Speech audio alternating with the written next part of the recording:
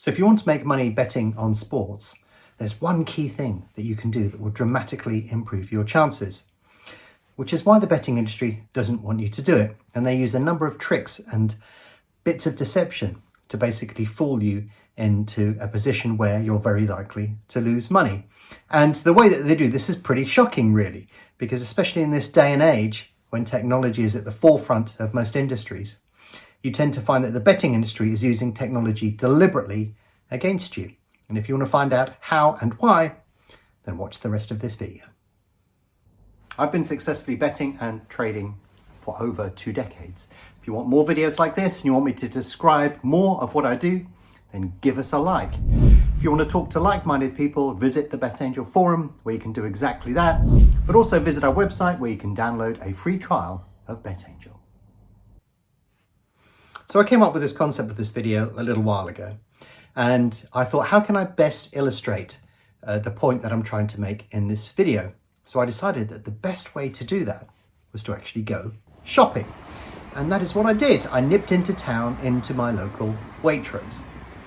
And you're sort of thinking, as soon as I said that word Waitrose, all sorts of imagery was conjured up in your mind. And that is exactly why I visited Waitrose first and mentioned it first in the video, because you will have an idea of what Waitrose represents in terms of the type of customer that goes there and the sort of pricing that Waitrose has and the sort of thing that they're trying to do in terms of the way that they position who should shop at a Waitrose store. Because if I mention Aldi, Lidl, Tesco's, Sainsbury's, Morrison's, Asda, each one of these has a different type of shopper in them, or you would tend to have a preference for whether you shop in these outlets or not. Some of them may be because you have no other places to shop, but generally if you have a choice, then you will tend to choose one particular supermarket over another. And another important consideration, especially in the times in which I'm recording this video, is you will be looking at price, because you don't want to spend too much on food, but by the same measure, you don't want to sort of, just buy the cheapest thing possible. You want to get that balance of the two right. So one of the things that I actually did when I had a look around these particular stores on this particular day was I decided to do a price comparison as well. When I went into Waitrose, I had a look down the salad aisle and I found some baby leaf salad. And I took an image, people were a bit bemused as to what I was doing, of the baby leaf salad and the price at which it was available. And then I walked around the corner into town where there is actually a Sainsbury's and a Tesco's next door to each other. I couldn't find a comparable product in the Sainsbury's store. However, I did find a comparable product in the Tesco store. And I also took a video of that, much to the bemusement of the shopping assistant that was trying to restock the aisle behind me. But the thing that I wanted to do for you here was, if we look at these two products, these are both salads. It's likely that they came from the same source, but you can see that there's a big discrepancy in price. And you could argue that some of that's down to the brand. I have the benefit of having worked on the supply side of retail many years ago. And I always remember speaking to buyers, and they would basically say, this is the product we want, this is the price point we want to hit, and this is how much money we're going to make. Off you go. That's the way that it works. Now, there are standards rolled in around that, so you could argue that the Waitrose salad is better than the Tesco salad. But the question you will have in your mind is it that much better that I'm going to pay that much more for pretty much the same product? So when you look at own brand stuff, you could argue that there's a little bit of value add there somewhere along the line, and that accounts for some of the price discrepancy. However, if we look at Milky Bar eggs, a branded product, when we looked at both stores, we actually found that when we were looking at different stores, the Milky Bar eggs, the pricing tended to be consistent across both of those outlets, or the two outlets that I had a look at. And this is because when you've got a branded product, you're looking at exactly the same product in both stores. There's no variation within that. And therefore, you would expect them to be at the same price. And if one of them was cheaper, you would necessarily go for the cheaper product. And in the same way with the lettuce, it's like, well, how much value add can Waitrose add to a salad rather, I should say. And is that worth the difference? Probably not. So as a consequence, you would probably go for the cheaper product again. And this is the sort of thing that you would easily understand. You go for a certain type of supermarket and something that is good value for money, which is funny because people absolutely do not do that when they place a bet. Now I'm joined by Peter Webb of Bet Angel at the betting forum here today in Leopardstown. Peter, what's the best advice that you have for a punter? Generally to get the best price that you can, and I think it doesn't matter what research you've done, however you've done it, if you can't get the best price then you'll never make money. So try and get a good price whenever you have decided upon your pick. Brilliant. Now I've been successfully betting for a huge number of years. I've staked incredible sums of money. And when you look at all of that, there's one key characteristic that I look for every time I place a bet. It isn't whether the bet is going to win or not. I know that sounds strange because that's what most people want to do when they place a bet. I'm looking primarily at the price, and I will not place a bet if I cannot get a decent price. But also that involves having a shop around, looking for the best place to place my bet. I won't just shop in one supermarket and buy my one salad from there. If I just walk around the corner, I could probably get a much better deal. And it's exactly the same with betting. Whenever you place a bet, you basically want to place the bet at the highest odds possible. Why?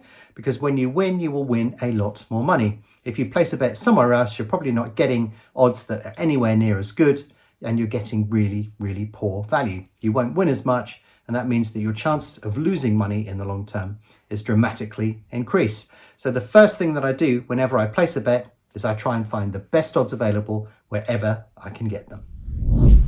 So hopefully you can understand why you would need to get a better price. You need to overcome that edge that the bookmaker has against you, the house edge that they have. So you need to shop around. And of course, like a supermarket, you could go to Paddy Power, 888, Ladbrokes, Coral, William Hill, that you could go to any number of these different places to place your bet, and they will all generally have different odds. But you will also notice that very often those odds are fairly similar. And the fact is that most bookmakers and sports books now are driven by betting exchanges. Before they price up any market, they will look at a betting exchange because the betting exchange is the most efficient, the best price market, and the measure of all of the activity in every market. So when you see the prices that they tend to quote, they've tended to look at the betting exchange and they've added a little bit of margin on top for themselves. But it sort of goes a bit deeper than that, because if you go onto a race course and you want to place a bet, you go and walk up to the bookmaker and all of the boards that they've got on display and so on. You'll place that bet. They will have already worked in a little bit of margin into their prices. But the stunning thing is, if you have a look round the back of their stands, you will see somebody sat on a laptop typing all of that information into their particular system. And if they feel that they have a liability or an unbalanced book or too much on the favourite, they can actually hedge that position. Guess where? On a betting exchange. So it's a bit like the betting exchange is the wholesaler, the bookmaker is the retailer, and you are the customer of that sports book or bookmaker. But the difference in the betting world is you can actually go direct to the exchange and place your bet there and get a much better price. However, the industry still works against you, even though they know that you can do this. So there's another funny thing about the way the industry works. You know, what we've examined so far is that basically imagine each one of these bookmakers or sports books as shops on the high street. They're basically selling the same product, but at different prices. They're trying to target different markets. But fundamentally speaking, the exchange dictates what that price will be. The product is going to be the same across all of those, but the prices will vary.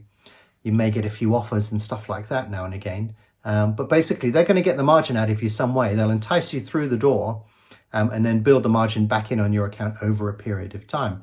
That's how they make money. They're selling the same product, but at different prices, much in the same way that we saw with Tesco's and Waitrose at the beginning of this video.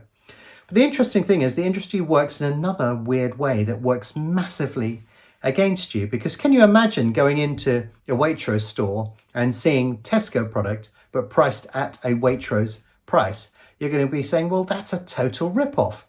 But that's exactly how the industry works. So like any other industry, the betting industry has trade events, and I go to one every year. And when I was there this year, I took some footage to illustrate the point I'm about to make. Now, you may have a preference for who you choose to bet with. Maybe you don't want to bet with Paddy Power, but you will bet with Sky Bet. Maybe you'll use an exchange. Or maybe you won't bet with Coral, but you'll bet with Ladbrokes. Or you would definitely bet with William Hill, but you've got nothing to do with 888.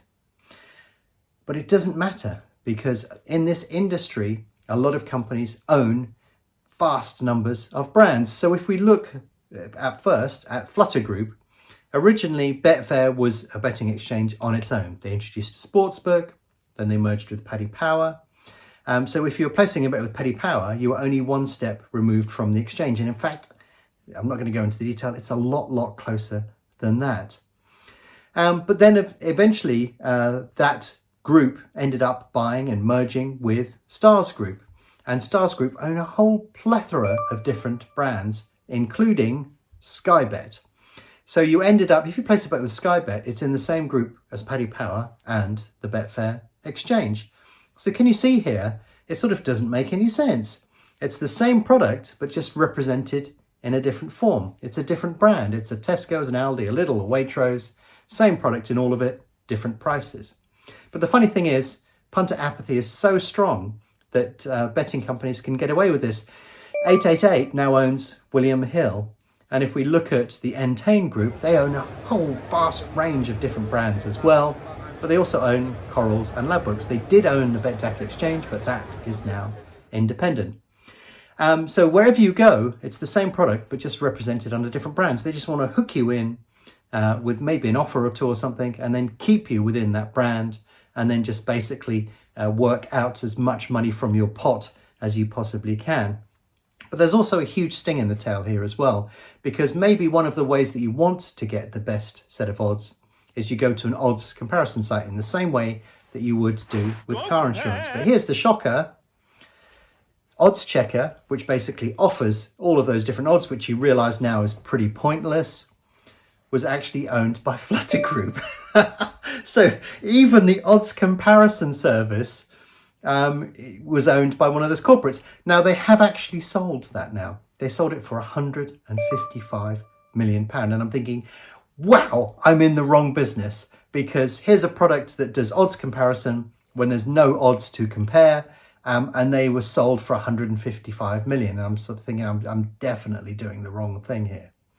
But fundamentally speaking, all of these brands, that's all that they are. They don't offer any particular value add. They're offering the same product, but just at different prices. And it doesn't matter where you bet, that core is fairly similar.